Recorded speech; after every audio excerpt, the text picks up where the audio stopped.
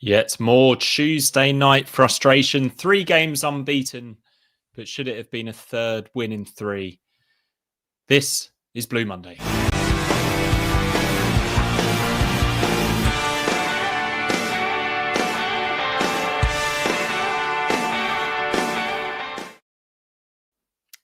Hello and welcome to the Blue Monday podcast covering Ipswich Town up or down since 2015. My name is Mikey Pensy-Smith and joining me for this live match reaction after Ipswich Town 1, Watford 1 is Seb Brown. Seb, are we ever going to win a Tuesday night game that we're covering? Because the last time we won in a midweek game was AFC Bournemouth and we were already relegated, so we didn't do a live reaction. When was the last time we got to talk about an Ipswich win? I can't think of one because obviously we had the Coventry game at the end of the promotion season, but I think everyone was in the Rico, weren't they? So no one got that one. So yeah, maybe it was a Bristol City 3-2. There wasn't one after Sarmiento. Maybe we were spoiled in 23-24, and this is us making up for it. It would be nice to sit here after a resounding victory, but I did think tonight was certainly much better than the last time you and I sat here after a Tuesday night game, the 3-0 defeat to Charlton. I think you summed it up perfectly when you said a night of frustration. That's what it's been tonight, isn't it? Yeah, Stevie says so frustrating. Grr. Yeah, that's the overriding emotion, isn't it? Not a terrible performance. This isn't going to be a podcast of doom and gloom, just a little bit of what could have been tonight. Unfortunately, we conceded a really good chance, and after that, you worry that we're going to concede lots of good chances like we did against Charlton, but we actually looked fairly solid defensively, at least tonight, Seb. Yeah, I think so. Watford, obviously, we'll discuss their goal at detail, but took the lead, and then it was important for us to get back in the game quite quickly, obviously, like we did. I think if that had gone on too much longer, or certainly got to half-time 1-0 down, then the kind of the nervousness and the nervous energy might have translated from the crowd onto the pitch. And yeah, just a frustrating second half because we did create some decent chances, and we could be sat here quite easily having won that 2-1, 3-1 with a couple of those chances, especially later on after the subs came on. It just wasn't to be tonight, but I still think it's a much better performance than it was against Charlton. More positive signs. Things are still going to take a bit of time, but if we can go to Swansea and win at the weekend, it's 7 points from the week, a 3-game week, and that's a pretty decent return. So I guess it puts a little bit of added pressure maybe on the Swansea game, but we're still in a decent position going into that one.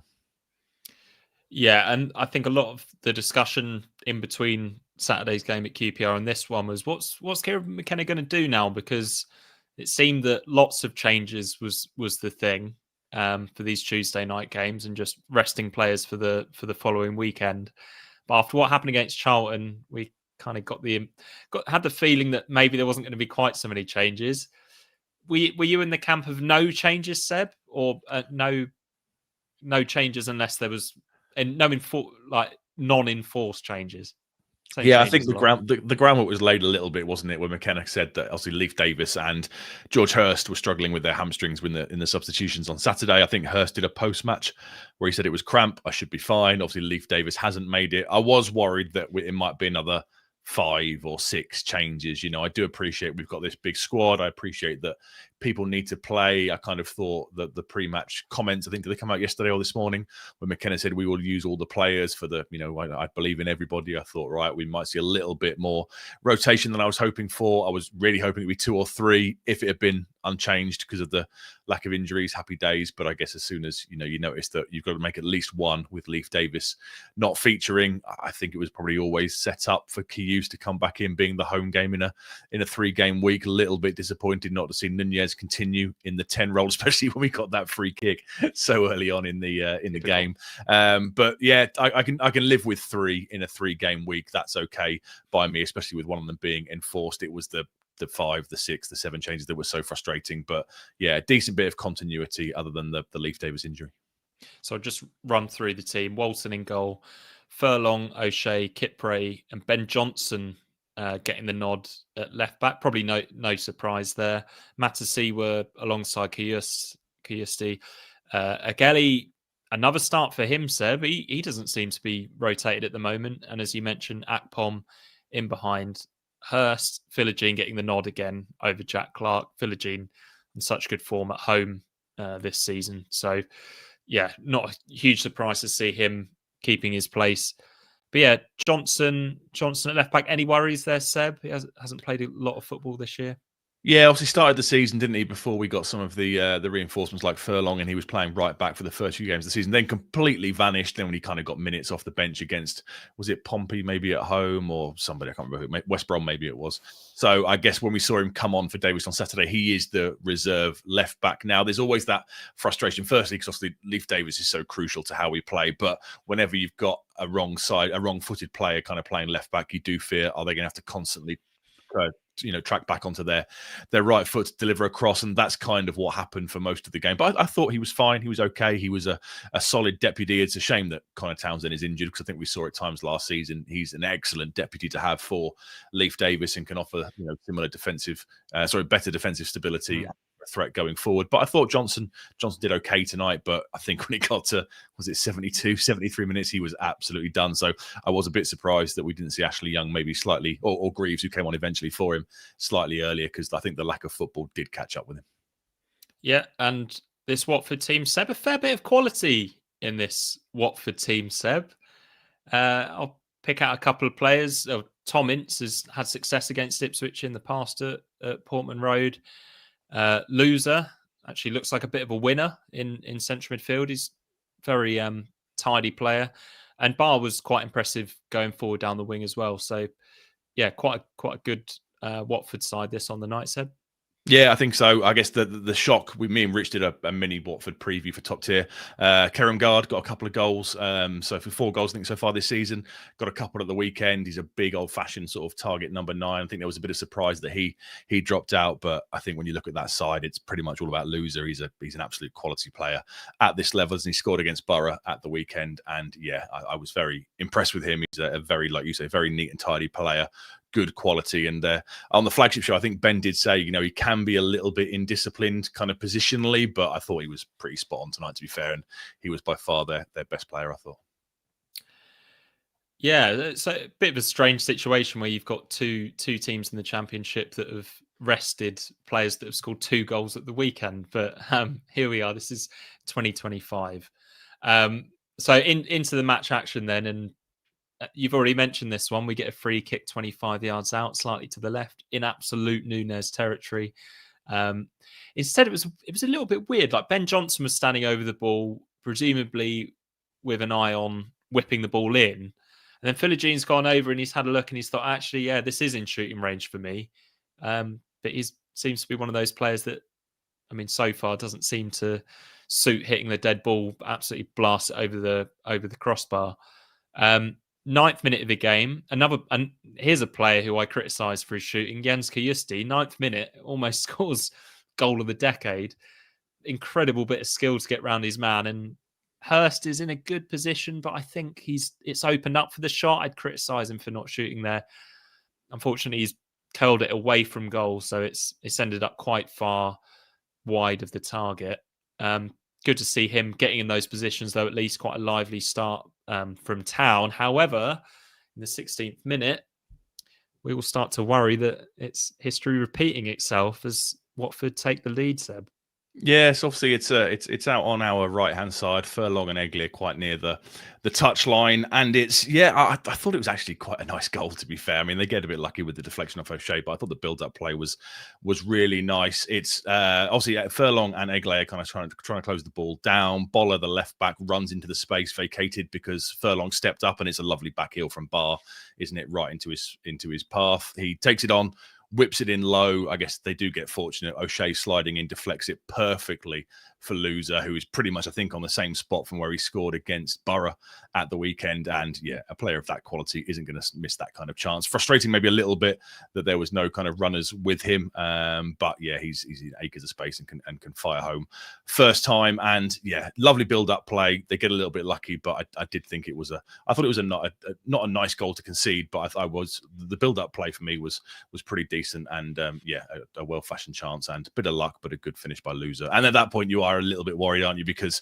we'd had a couple of early opportunities. We wanted to, start well. We scored so early against QPR on Saturday. You're thinking if you can do it again, then you can really look to build some momentum and some positivity. And the crowd was a bit edgy against West Brom. You can instantly get them back on side again. But yeah, at that point, you do start to worry a little bit about how the evening might go, especially considering they are the worst team away from home. I mean, how many times did we sit here in 2021 or whatever it was and say, and along come Ipswich? You do kind of have those fears going through your head when something like that happens. But a good quality build-up goal, bit lucky, and loser on home to tap home his 6th of the season. Yeah, 1-0 down. A really good reaction from Ipswich, though, and almost a carbon copy of Hurst's goal from one of his goals, second goal from the weekend. Was it the first goal? No, it's Hurst's second goal, the 3-1 goal, where Furlong overlaps Ikeli down the right. He's definitely attacking way more, isn't he? And chips a nice ball to the back post, similar cross to the one that we scored from, as I mentioned. On this occasion, it was Hurst further out and wasn't able to get his header down.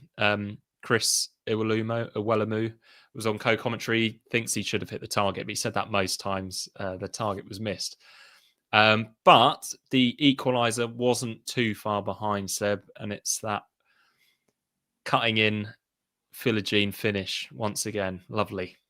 And brilliant play from Kipre as well. O'Shea, I think, has the ball in the centre circle, advances forward and finds Kipre. Ben Johnson's kind of hugging the touchline. So you think, for all intents and purposes, he's going to fizz the ball out to him. And I assume the Watford players did. And Philogene is just holding. And then he spins suddenly into the space. And Kipre's ball through takes out both Ngakia, I guess, the right back, Abamkwa, the centre back, and Philogene doing what Philogene does, opens up his body, fires it home low. And suddenly you're back on level terms in less than 5 minutes was it after conceding, and that's a really important kind of thing to strike level again, because the longer the game goes on, you do start to worry. But that was a lovely finish, but credit to Kipre. I thought that was an excellent through ball that took out those two players, and Philogene doing Philogene things. I actually thought Jack Clark might start tonight. I kind of thought that Philogene was off the ball a bit at QPR and Jack Clark didn't come on till late. So I kind of thought Clark might get the nod in that left-hand channel tonight. But Philogene doing what he does at Portman Road, an excellent finish, and game on. Game on indeed, although not a lot happens for the next 15 minutes. And Tom Ince has a fierce volley blocked by Kiyosty at the other end on 36. But then another really good move from Town, but Kiyosty's looping cross doesn't have enough pace on it for Hurst to direct it towards goal. Then some outrageous skill from Philogene. He's obviously enjoying himself out on the left at this stage. Matasi was then hauled down, and Johnson's ball in is a good one from the left touchline. Kipre, free header, goals gaping, heads it down, edge of the post. Luckily for him, the linesman puts his flag up to save Kipre's blushes, but good to at least see us create an opening from a set piece. Yeah, very much so. Obviously, the header was a bit of not a horror miss, but it's one where you'd expect him to hit the target, maybe a bit unlucky hitting the bottom of the post, but the flag goes up. And we kind of kept knocking on the door without really threatening too much for the kind of second bit of the half. And then it all got a little bit kind of, I thought the last 10 minutes, so Watford started putting in some really strong challenges, didn't they, kind of in the build up to half time, and that kind of set the scene for what would happen more in the second half. I thought some of their tackling got a little bit aggressive as we kind of tried to put a stamp on the game and take control. They kind of resorted to leaving one on a couple of occasions and a few strong challenges. Yeah, so a decent first half performance, perhaps a little bit unlucky not to be leading. Unsurprisingly, no changes at half time. First shot on target in the second half comes from Akpom. Good to see him taking a shot when it opens up. He was sort of in the right channel there. Stings the hands of the goalkeeper. Hurst is then booked for... Hurst is in a bit of a running battle with the Watford centre-back, and ultimately didn't win this war, did he? Gets booked for a foul on 54 after being annoyed that he didn't win a free kick moments before. Watford frustrating us for the next few minutes before Doumbia unleashes an absolute rocket of a shot from distance, which does worry Christian Walton, goes over the bar. But really, we're holding Watford at arm's length, aren't we? And without creating a huge amount of chances, looks like it's going to be us that is going to score if anyone is. Yeah, I thought we needed the subs. I mean, I quite enjoyed the running Hurst battle with the centre halves. His booking to me was pretty obvious. It reminded me of Delap from last season. You know, when you can just tell that a centre forward's about to get booked because they're a bit frustrated. He had a little push, didn't he, on one of the, I think it was the Watford right back just before his yellow card. And yeah, I just thought the game needed the subs. I was glad when McKenna kind of freshened things up with the three substitutions. I guess one of the big talking points before the substitutions is whatever the hell happened between Matasiwa and Jaden Philogene. There was a replay going on Sky, I think, of the effort from Ndumbia when kind of went over the bar, and then all of a sudden they're kind of being separated. O'Shea's taking Matasiwa off one way, and Kiyus is taking Philogene off the other way, and I've got no idea what caused it, no idea what went on. That's not good. I'm not naive to think these things don't go on in dressing rooms and training pitches every single club every single week, but I'm not entirely sure what was said. But Philogene certainly seemed to lose his head over something. It was a really strange situation. I guess if Rich joins us, I appreciate it's down the south, the south stand end. He might not have a good view of it, but I don't know what happened to cause it or to trigger it. But that was a bit concerning to see that. Yeah, I can't say I saw that one. I think I was typing up notes from a previous chance, because before those subs, Seb, let's lighten the mood, because talking about our players almost scrapping with each other. Kipre pretty much hit Riley's, didn't he? With a with a shot. Of all the players for it to fall to, nice build-up play. I think it's Philogene involved again, isn't it? Nice build-up play, falls on the edge of the box. You're thinking, okay, here we go. And then I think it ended up going for a throw-in, didn't it? It was Kipre's got an awful lot of positives. I'm not entirely sure that dipping volleys from range is one of them. So yeah, out for a throw-in. And then the subs were important to really look to freshen things up. Yeah, and those first subs are Clark, Taylor, and Athon on for Philogene, Kiyusti, and Hurst. Real injection of pace in the next 5 minutes. Akpom very nearly gets in. We win a couple of free kicks in dangerous territory. Bar already booked. Lucky to stay on for. Who was the foul on out on that touchline? Was it on? It's on Furlong, isn't it? I think Furlong. It's Orighelli, one of them. Yeah, it's a really silly challenge to make on a yellow card. Also, he got booked in the first half, didn't he? I think it was. And that's a really strong, silly challenge. You could easily have seen red. I think Jacob or Oscar in Telegram said that he might not have touched him. But yeah, to give the referee a decision to make there is very, very strange. If he hadn't made any contact, I think he probably would have gone, because that's definitely looked to me to be a yellow card offence. Yeah, needless to say, neither of those set pieces found an Ipswich shirt in the box. We're dominating. And whenever Watford do break, we look fairly controlled. We recover quite well, or Watford are a little bit wasteful with the final ball. Jack Clark's a little bit loose. He gets in a few promising openings, but nothing's really coming off for us. But then in the 79th minute, golden opportunity. Gelly's socks have dropped low, like they did at the end of the West Brom game, and he stands up his man, whips in an excellent cross with his right foot. Athon misses the target with the header, Seb. That's a bit of a sitter, that one, for a centre forward, isn't it?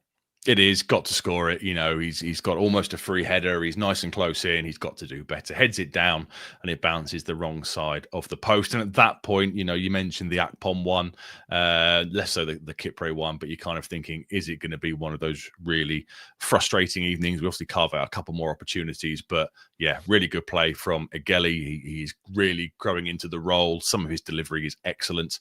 He put one in within the minutes of the game that we didn't mention, other his left foot where someone couldn't get on the end of it. Some of his delivery is absolute quality, and yeah, you're begging for that chance to be taken. If Hurst is still on the pitch, maybe he does better with it, but he has to score, or at very least hit the target with that effort being so close in. Yeah, Greaves then comes on for Johnson at left back. We've already spoken about Johnson. A decent performance from him at left back, but massively ran out of gas. There was Watford had an opening where you're like, where's the left back? You couldn't even see him at the end of the move, could you? The move happened. I think somebody chased the ball back. It might have been Clark chasing the ball back, and then we kind of reset, and then Ben Johnson jogs back into view. So I think from 70 minutes he was absolutely done. So no surprise to see Greaves come on and replace him. Yeah, and Nunez comes on for Akpom. Again, like a fairly promising performance from Akpom, but it's worrying, isn't it? The lack of goal contributions, let alone goal. Yeah, he needs. Yeah, I mean, we just Nunez aside from the 2 free kicks on Saturday, we can't get that number 10 role going from a kind of goal creating or goal scoring angle at the moment. Can we? He did well. I thought that chance. I thought it was just going to open up for him. The one where he kind of took a couple of touches, got into the right hand side, and got the shot off, but he just needs a goal. I'm sure get him a goal, he'll come good. Took a very heavy challenge in the first half as well. So good to see he was able to continue this time after getting subbed against whoever it was it West Brom a couple of weeks ago. So yeah, he just really does need a goal, and then Nunez comes on to replace him, and well, Nunez misses a sitter as well, doesn't he? There's the 3 more chances. I think when there was 3 more chances before full time, and after the Nunez header miss, you've got these 3 to come, and it's just not our evening, is it? No. So the first one, Greaves links up brilliantly with Clark, and Greaves gets in behind. He is a powerful runner when he's moving towards the opposition goal. Cuts the ball back brilliantly for Taylor. Taylor lashes at the ball, tries to cut across it, and it goes narrowly over the crossbar. In Taylor's defence, and this is the defence that Iwelumo had for him as well, was that if he kept it down, it probably would have been blocked. But a decent opening anyway. Taylor's another one who probably needs a goal, to be fair. 87th minute, Greaves and Clark combine again down the left. Clark this time cuts inside, and it's a fantastic right-footed cross. This time, Athon gets good contact with the header, guides it towards goal. I think this one has to go down as a really good save from Selvik rather than a bad miss, Seb, or is it a David Diamond? No, I agree. I think it's a good save by Elvig. I think Aslan does most things right. It is a lovely ball in by Clark, cuts back onto his right foot, bends it lovely into the box. Aslan does well, gets the header in, but I think that one has to go down as a good save, a frustrating one. You just mentioned the Jack Taylor one that blazes over, that one with the save, and then so many times when the keeper gets a hand on it, it can fall to one of our players just to tap home, but it doesn't. And at that point, you're thinking, right, this is simply not going to be our evening. We've stepped up since the subs came on. We have fashioned opportunities, but for whatever reason, sometimes you just, the footballing gods are not on your side. And a good save by Elvig in the Watford goal. Yeah, and the resulting corner is the one that falls at the feet of Nunez after O'Shea heads it down into the ground. Nunez is probably one of the players you want the ball to fall to, but tries to take the back of the net off and ends up nearly knocking down the scoreboard behind the goal, Seb. Probably summed up tonight. Not bad. Well, actually, no, that shot was bad, wasn't it? But that he just needs to. He doesn't need to smash it so hard, does he? It's on his left. Yeah. He doesn't need to smash it. He's relatively close range. Just not clinical at all. Yeah, and he's kind of lets it come across onto his left foot and puts it wide. And at that point, we all know exactly what's gonna happen. The Watford Houser didid step up. We should have mentioned that, didn't it? He did step up a little bit after the triple subs were made. Well, there was got that. Yeah, and there was 7 minutes added on, but not an awful lot happened in those 7 minutes. No, not really. A bit like Borough away, we kind of ended up passing backwards when you're in the final 30 seconds. You just want either a long throw from Furlong into the box or a ball kind of pinged over. Watford did look a little bit dangerous on the break at times, I thought, with the pace of their runners. But we saw it out pretty comfortably. Yeah, there was one heart-in-mouth moment, wasn't there, down where Matasi was trying to keep the ball in. Yeah. And is it who? I actually don't know the Watford player. It's the Australian international. I can't remember his name, forgive me. It's the Australian international. I don't know if he fouled Matasiwa or if the ball did go out, but suddenly I saw Matasiwa on the floor and this guy just bursting through with, I think it was Kierkegaard, completely open in the middle, and thought, oh no, I've seen this movie before. But thankfully either it did go out of play or the ref did give a foul. Right, plenty to talk about after we hear from our sponsors. Blue Monday is brought to you in partnership with Atwell Solicitors, your ideal legal partner for property and business law. Whether you're buying a home, starting a business, or just need legal guidance, our dedicated team has got you covered. Trust our award-winning customer service team to handle your legal matters with care and expertise. Find out more at atwells.com or visit us at our offices in Ipswich, Colchester, London, and our new location in Woodbridge.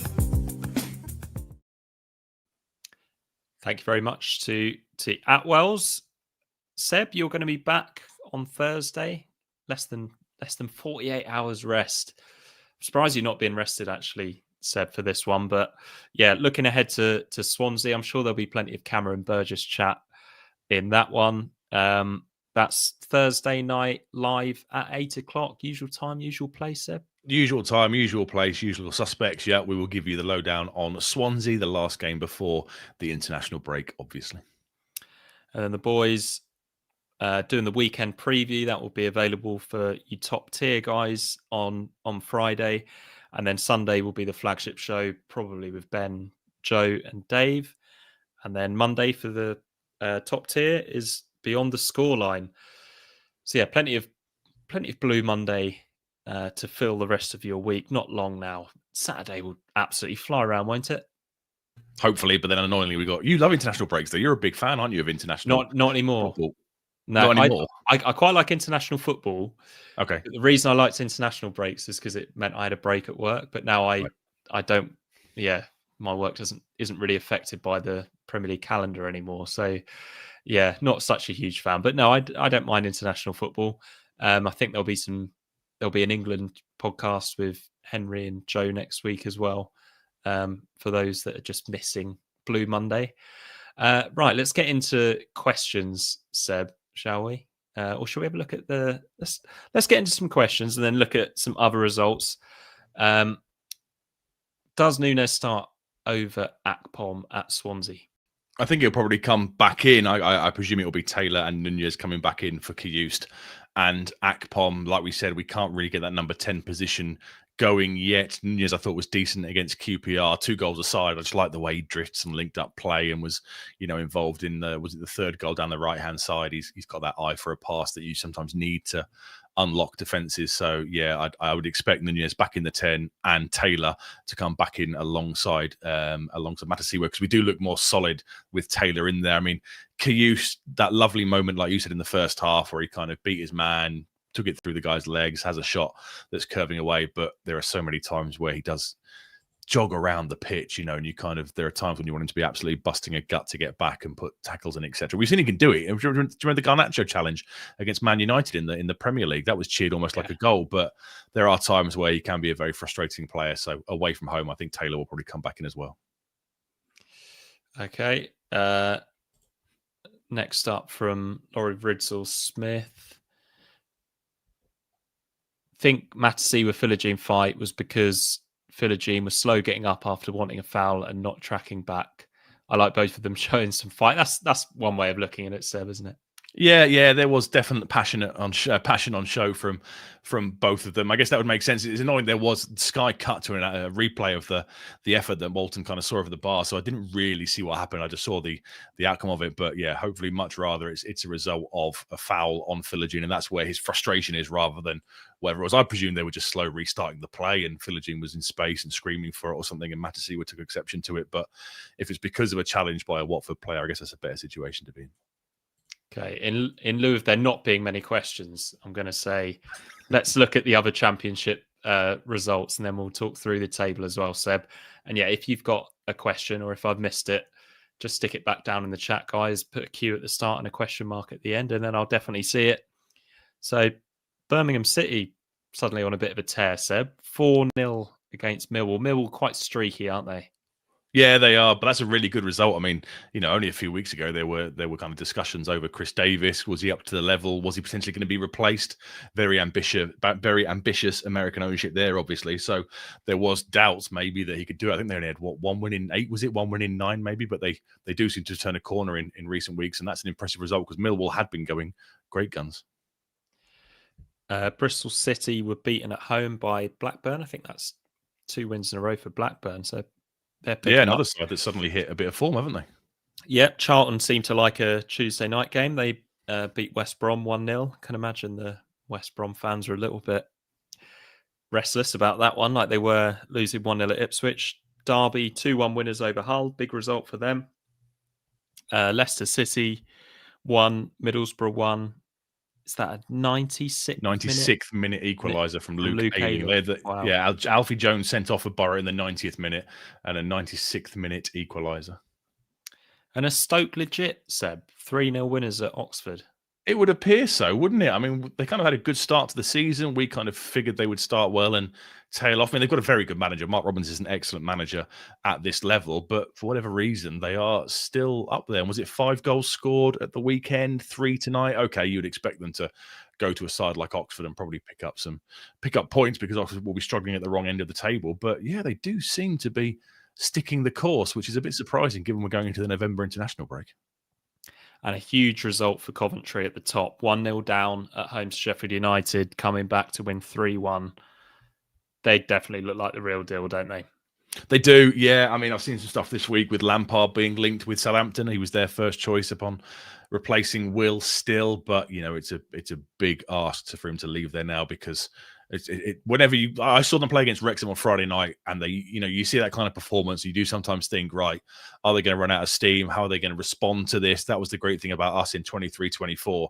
Every time we lost a game of football, be it Leeds at home, West Brom away, we would instantly go straight back out again and win 2 or 3 on the bounce. And the sides that can react so positively to setbacks are the ones that, do stay the course across the season. So that's a big result for them. Sheffield United, I know they've not, started the season amazingly well, but they're still a parachute payment side who've got some quality in their starting lineup. So after the horror show against Wrexham on Friday night, that feels like a really big bounce back result for Coventry. And yeah, I mean, I don't know if you've got the league table, how many points they're on now, but it must be 20, 27, 28, is it now? Maybe they do appear to be very much the real deal. And that, well, as we know, momentum 31. Okay, so momentum can be so crucial if we know they've got goals in them, but yeah, that's a really important bounce back against a decent side. I did think when Sheffield United went 1-0 up, I think they were 1-0 up at the break, weren't they, at half time? I did suddenly think, right, that might be a bit of a test of character for them. But yeah, fair play, they've bounced it back. Do you think Lampard would show any desire to leave if Southampton do come calling for him? I guess Southampton obviously being a Premier League parachute payment side, but he's onto something at Coventry. I just think you'd look at it and say it's quite a bit. It'd be a big risk, wouldn't it? Because Coventry are in a decent position. You look at the state of the rest of the Championship, and you think Coventry have got the best chance of getting promoted out of anyone at this stage. So I'd say he'd be crazy to leave Coventry for Southampton. It's not like he needs the money, so he's motivated by the football and his pursuit of getting back into the Premier League management scene. So yeah, I'd be amazed if he went there. Really would be. David Hughes, good question. This is McKenna having to make these changes more to keep players happy. 2 years ago he didn't have this problem. I think so. I think Joe discussed it on the podcast. I think he referenced the likes of Marcus Harness and Caden Jackson. And, it's very easy to them to say, well, you'll play the middle game, but then you're going to sit out for 2 or 3 because, playing for Ipswich in their respective careers is very different to someone like Chuba Akpom coming here, who's got an obligation if we get promoted, and the likes of Jack Clark, who is used to starting games at this level. I would imagine there is a bit of not politics. I sound like Wolfenden, don't I? Not politics, but I guess there's a certain amount of, you've got to try and keep everybody happy, and that does involve more changes than potentially we would have liked, because we've got a dressing room full of, well, every football club a dressing room full of egos, and sometimes you've got to keep those egos happy. Absolutely. Question from Andrew Pearson: has Greaves done enough to get back in the team? I think he's in with a shout of getting back in at left back. I think so. Yeah, I agree. If Davis can't make the weekend, then I wouldn't be surprised. Ben Johnson absolutely blowing at 70 minutes. It's a big ask for him to go again at the weekend. I thought Greaves looked really good offensively. Down, you mentioned some of the runs he made in behind into that left back channel, with Jack Clark finding him to kind of fire balls across. And yeah, I think we saw it, didn't we, at the end of the Premier League season when Davis was suspended for those 3 games and Connor Townsend was injured. Greaves did play probably 3-4 games at the left back position and did look okay. He had a bit of kind of strength and physique. Dan Burn role. The Dan Burn role, oversized fullback. I wouldn't be surprised at all if he's in the starting 11 at the weekend. Yeah, in left back, not in left centre half. It'll be Kipre and O'Shea. I think Kipre again. I think he looked pretty knackered towards the end, but shot that went out for a throw in aside, defensively and stuff, I thought he was fine tonight. Yeah, and that Aluko-esque assist as well. Let's not forget that one. Bit more of an overriding question, this from D4 Duke. do you think our transfer business was a bit too scattergun? I think they admitted in the end of transfer window interview there was probably more business done than expected. You know, McKenna was quite open. I think he said before Morsey left, he expected Morsey to be involved. Chaplin, the move came very late on. So I think we probably did more business than we wanted to. There's probably a world where Morsey stays, you know, Burgess and Tuanzebe, the longer they didn't sign contracts, that was obvious. You've got to plan for that one. But Broadhead, if he doesn't get the Wrexham factor and the opportunity from Wrexham, does he stick around potentially? Morsey Longo was always going to go. Morsey obviously in the building as your captain. So yeah, you could probably say that, you know, we chased the likes of Hayden Hackney, Adon we chased, and then it fell through, and then we went back in for him. So I guess every manager would want to get their business done early to be able to take players away on pre-season. Ours went very late into the window, and, you know, as McKenna said, there'll be players that, you know, there's lists upon lists upon lists. Some players you'll never hear of, and some you will. We know we chased the likes of Hayden Hackney and pivoted pretty quickly onto Kiyust when it looks like that one wasn't going to go through. So yeah, you could argue it's been a bit more scattergun, but also more than they were expecting. I would suggest there's probably 3, maybe 4 transfers there that maybe had to be a result of unexpected moves, should we say. Is there any news on how long Davis is out for? Has McKenna spoken yet after the game? It's probably not a question for you, that Seb, is it? It's probably more a general question for the chat. If, I guess it'll be. It was a hamstring. He didn't. Obviously, it wasn't a tear or anything bad against QPR, was it? He kind of walked off the pitch okay. So, any doubts if it's a strain, and no point risking him. Hopefully, it's not, and he's back in the lineup for Saturday. And if not, it's international break. So hopefully, we'll see him against Wrexham first game back. Let's whet the appetite for the Thursday night's pre-match show here. Would you start Clark on Saturday and bring on Philogene on 65, 70 minutes, Seb? Well, I thought Clark struggled when he came on tonight. He gave the ball away a few times, was a bit loose in possession, but then he put that lovely ball in, that cross from the left for Adlon's header that the keeper got a touch on. Philogene is a very different player away from home, isn't he? You know, against QPR, I know he won the free kick for Nunez's first one, but he tends to be a bit ineffectual away from Portman Road, and the fact he started these 2 away at QPR and at home tonight means I think Clark probably will come in. Okay. Neil Perks, do you think Celtic will come in for McKenna during the international break? I think that's, if it's going to happen, it's going to be in this international break, isn't it, Seb? I would think so, yeah. Hopefully not, obviously. I thought it was quite telling and quite nice at full time at Loftus Road. The Super Kieran McKenna song could be heard loudly. He was kind of tapping the badge on his coat and applauding, giving the thumbs up to the fans. So fingers crossed he is here to stay. I guess, you know, it's all gone very quiet with Celtic. I don't know who the front runners are at the moment, but you would think they will want to get somebody appointed early on in the international break to give them a couple of weeks before their first game back. So yeah, it'll be an interesting international break because you've got the Wolves vacancy as well in the Premier League. Obviously, Rob Edwards heavily linked with that one. Southampton have got a vacancy and links with Russell Martin. Norwich perhaps might have a vacancy after their 2 games this week as well. So it could be a bit of a domino effect, but hopefully McKenna sticks around and Celtic just move on and just give it back to Ange Postecoglou. It's so much easier for everybody. Or keep it Martin O'Neill. He's doing quite well. He's doing well. Give it him to the end of the season. Yeah.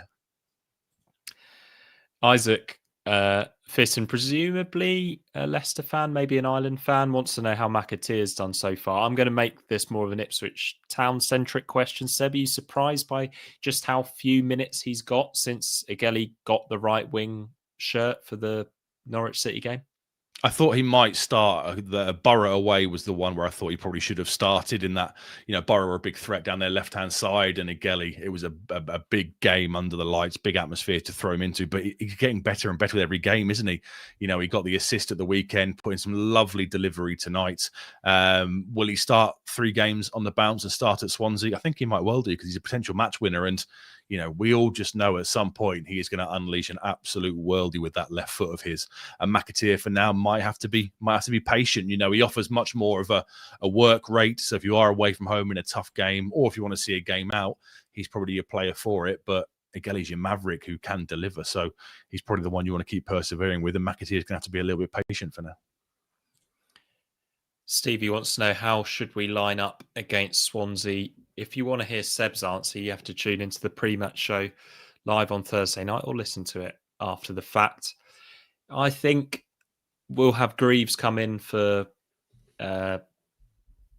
for Johnson at left back, I think Taylor will come back in Kiosti's place. I think Clark will play instead of Philogene, and I think that's that. I think that's how it will be. I think Hurst will keep his spot. It might have been a different story if Athon would have scored one of those 2 headers tonight. But I think that will stay the same. I think Agelli will keep his spot on the right. Matsy will obviously start. And yeah, haven't heard anything about Palmer being back. Maybe after the international. I think it was weeks, wasn't it? They were saying so. I'd imagine even Wrexham might be a push because that would only be 4 weeks, would it? I think 6 to 7 probably a bit more likely. And Nunes in the 10. Yeah. Sorry, that's thanks, Stevie, pointing that out. Any news on Wes Burns, Seb? I guess he's close, isn't he? We've seen him in training videos. We've seen him walking around back on the grass at Playford Road. So I think McKenna a couple of weeks ago said he's expecting him to take part in full contact training after the international break. So in theory, we might be able to see him on the bench for maybe Oxford. Maybe Wrexham comes too soon, but potentially Oxford, and then you're going to need him in December because it starts to get very busy. That horrible Christmas period where there seems to be an extra game always squeezed in every year, and yeah, that'll be an interesting one, wouldn't it? Because then you've got McAteer, Agelli, and Wes Burns all fighting for that right-sided role. Burns will take time to get back up to speed. Obviously, it's a big injury to come back from. We know his game is about pace and kind of taking his man on. But yeah, if he can get back fit and firing, that'll be really interesting what that does for that right-hand role, because he knows the role better than, obviously better than any player in the squad. So if they want to kind of, get that right side firing, but it is starting to click now for the last 2 games, certainly. It'll be an interesting battle to see who can take the shirt. Okay, we're now joined by Rich, who was there in the lower Sir Bobby Robson stand tonight.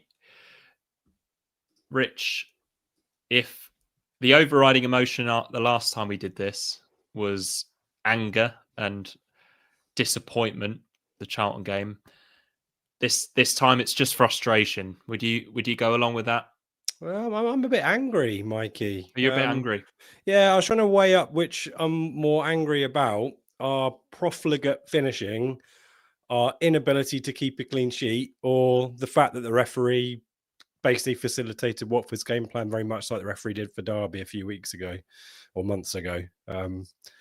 Yeah, I guess frustrating is probably the more rational emotion, Mikey, but that game was there for the taking. And if we've kind of spoken on this podcast a lot over the years, we kind of, Dave has always said, you want your attackers to go cool, just be cold when the moment presents itself. And we've missed some absolute sitters tonight, and really, chances that we should have put away and put the game beyond any kind of doubt. So there's a lot of, I guess, more frustration with that. But, we talked to James Scowcroft at a live event, and he talked about the importance of clean sheets, like just keep the ball out of the net, and we win tonight 1-0. It sounds so simple, and I know that McKenna's brand of football is about us being attacking, and that comes with a risk of being open at the back.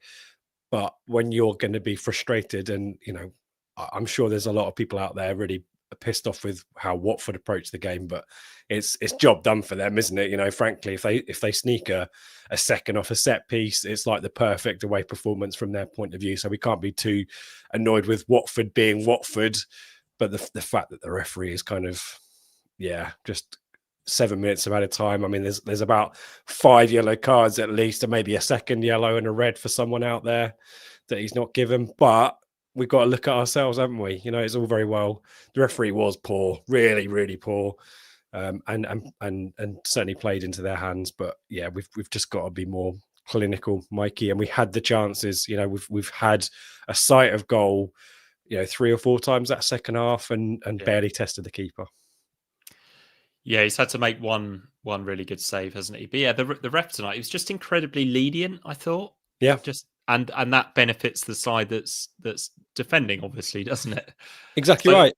Yeah, and lenient in terms of not giving yellow cards that should have been, Mikey, and then just really poor on the time wasting as well. The keeper goes down for an injury. So it was like being back in League One tonight, and I'm not sour grapes, isn't it, from me to come here and slag off Watford? They've got their point. You can see why they're not going to win too many away games by playing like that, frankly. But, not many teams are going to come and give us the respect of letting us play the way that we want. But tonight there was just so much fundamentally wrong with the refereeing performance that it just helped them. It benefits them, as it did with Derby. I know we ended up with 13 minutes of added time and scored an equalizer in that time, but 10 minutes of added time would have flattered them, and they should have been playing with 10 men.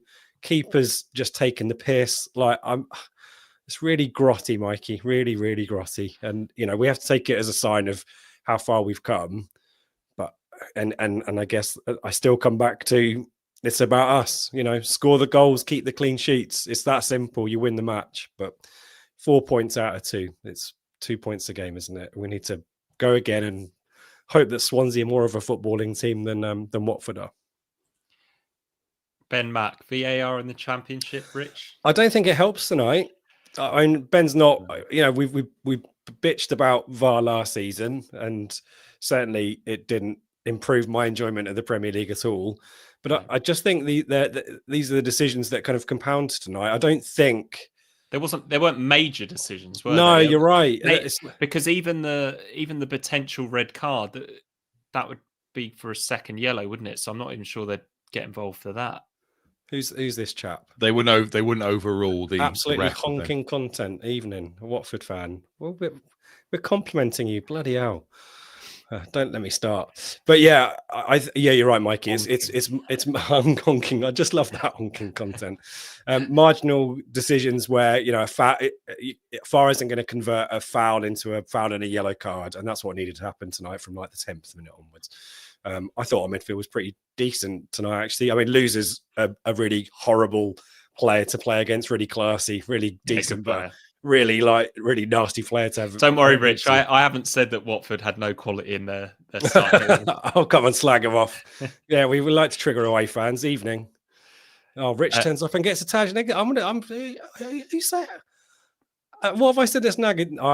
I can go away if you want. Bloody hell. It is interesting, just going back. It's interesting you've mentioned the ref, because I don't think me and Mikey have for the first 41 minutes of this podcast. So that's the difference between telly and stadium, I guess. Exactly, yeah. That's kind of the fun of doing this podcast. And then Rich comes in and he feels a lot more emotional about it. Philogene, isn't it?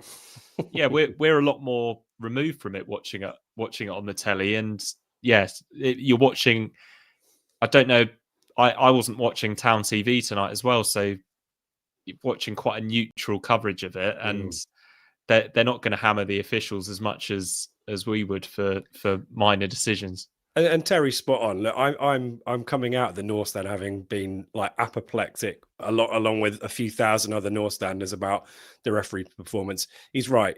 There's moments in that second half where we're still passing it around the back, and we can't go long. That's not our game. Adon did quite well to kind of win a few bits and pieces in the air, but we're not going to pump it. There's a moment where Walton can bowl it out for Nunes, who's off on a dash down the right hand side, but he's got no one up with him. So it's I know everyone's getting excited about that, but yeah, Terry's spot on. Like we need to find another way. Like there wasn't a huge amount wrong tonight. Better in both boxes, keep a clean sheet or score another goal, and it's a completely different conversation. I'm kind of clutching at straws and being a bit pedantic and a bit moany for the sake of it, because we've got 3 points, which, let's be clear, we absolutely deserved. If you're a Watford fan out there trying to give it the big one, you got a point tonight. Great, good job. Well done. Enjoy it. Didn't sell out your eye end, but we won't talk about that. But we've got to talk about us. I'm on one tonight. You've gone very come dine with me. That honking content has triggered me big time. The clean sheet thing, though, Rich. Yeah, keep a clean sheet and we win the game. However, we didn't give up a huge amount of chances tonight. No. And Watford, it was an incisive move. It wasn't a complete horror show of a goal to concede. A little bit of luck with the way the ball fell to Loser in the box. But I was trying to remember who the situation there, Mikey, that led to him being. Mattersey was lost it in the middle of the park. Yeah, okay. And then Agelli on the Furlong and Agelli step up on the right hand side, and it's a little back heel from Barr into the space of Boller, who's just got space negated by Furlong, and then it's luck because it deflects off O'Shea. Right. Okay. So I'm trying to think, how does it end up with the guy completely unmarked to the far post? That's more it. I know that we weren't great shape wise down the right, and I'm guessing because the momentum is pushing us towards our goal, and because that's where the ball's going, and then it comes out.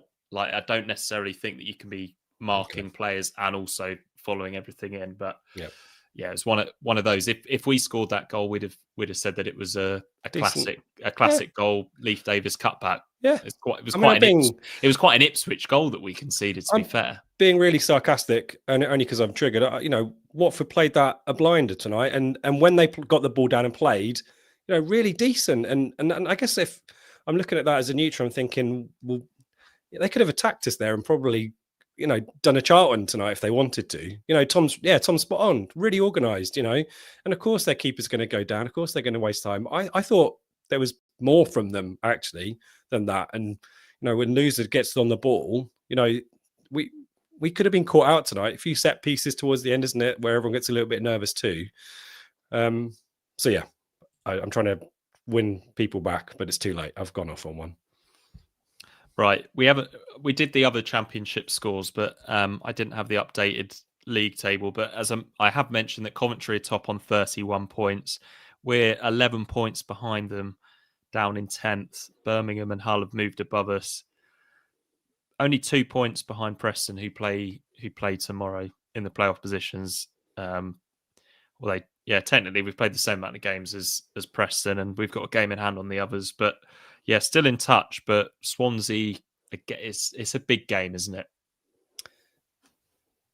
Yeah. Like we said earlier, 4 points from 2 games is fine. But if that's only a point and it's 5 points from the week, then you're not creating, you're not clawing back the points tally we need to make up for the slow start to the season. So go there and win. 7 points, absolutely fine. Weird way to do it. Win the 2 away games, draw the home game, but that's okay. It doesn't matter. The points are on the board, but it puts a little bit of pressure on that one on the weekend now to go there and get a good result. Rich, George has said, feels like the season isn't going anywhere. Hopes he's wrong. Do you feel the same way, or is it a case of, because of the 2 previous seasons for getting the Premier League one, we were so on it right from the start, and we were right up there and in amongst it for so much of the season? Yeah, I was actually because this one just it feels different, even though the table says that we're in an okay position, but maybe because of what we're seeing, like it feels like the season hasn't really taken off yet, has it? Yeah, we can kind of get a couple of wins on the board and then suddenly step back. I don't want to come here and be negative about tonight, because actually, we've deserved to win the game tonight. Let's be honest. And in another world, sliding doors moments, we come away with 3 points, and actually everyone's really buoyant. That's 3 wins in a row, isn't it? And everything looks more rosy. I think there was enough to be confident and happy about in tonight's performance. On another night, we win that game, and therefore, if we're coming away having been beaten, and we haven't been beaten, we need to. I need to remember that, and we all need to remember we've come away with a point. I think to your point about the difference that feelings to the seasons, Mikey, like we were the unknown quantity coming off the back of a promotion and momentum, and caught everyone out, caught everyone cold, and had so much confidence about us. We forget last season was really horrible for all of us, fans included, just watching us get pummeled every week. And there's a lot of corporate memory of that we need to get over and get through. And I was walking up the hill thinking about, the George Burley playoff teams. Now, I know we obviously hope for automatics, but I think the guys was talking about on Sunday night, what I would say to George is that I think of all the playoff, all the parachute teams, I kind of feel like we're the ones who could go on that run. But he's right. Like we're so stuttery at the moment that it's difficult to get that momentum and that confidence, which is how you go about one of those runs. But the ball will go in for Egley, it'll go in for Akpom, and then suddenly we're a very different proposition, aren't we? We need to get the ball in the net, win those games 3-2, 4-3. That's how we got, we didn't keep clean sheets, did we? We just outscored the opposition, and we're not able to do that at the moment. Seb, are you more or less confident than you were after the Norwich game a month ago? Probably about the same, because I never get just like Mick McCarthy, never get too high with the highs, never get too lows with the lows. I think we've had a few cases this season where we look like we've got lift off, Sheffield United at home, Norwich, Pompey, and then suddenly you're back down to earth with the likes of Borough away. So yeah, things are going to take time. I mean, worth remembering in the League One season, obviously I know we started well. Then we had a real blip, didn't we? And then it wasn't until Valentine's Day, obviously, that we started going hell for leather. And even you could argue in the promotion season from the Championship, we had that blip over December and January. And, again, similar time, Valentine's Day, I think it was, we went away to Millwall and suddenly you win. Was it 9 out of 10 games? So we know not this group of players, but we know McKenna and the coaching staff and the off-field guys do have, a history of turning it around in the second half of the season. Worth pointing out, we are only 7 points off automatic promotion with a game in hand. I know you've got to win the game in hand. It's not an automatic 3 points, but everyone looking at the top of the table where Coventry are pulling away, second is still there, and everyone seems to be stuttering a little bit up there. Millwall lost tonight. Borough have dropped points again. Leicester can't get going.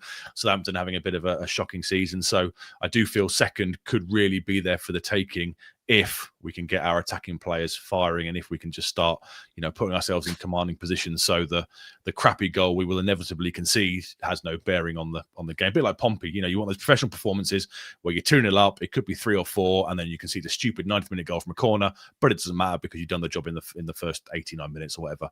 That's the position we need to get to. Yeah, Booth seems to agree with you. He thinks we'll be fine for the playoffs at least. Other teams just aren't strong enough. Our manager's squad and most importantly, performances are of the level of a top 6 team. Just want to see us in the top 2. Don't we all? I'm quite looking forward to the pre-match show this week, Rich, to see if you still feel if you still feel exactly the same way after this one. But yeah, a frustrating night. Thank you to everyone who's joined us. This was Blue Monday. Absolutely honking content. But yeah, thank you, everyone. Thanks for watching. And we'll see you soon.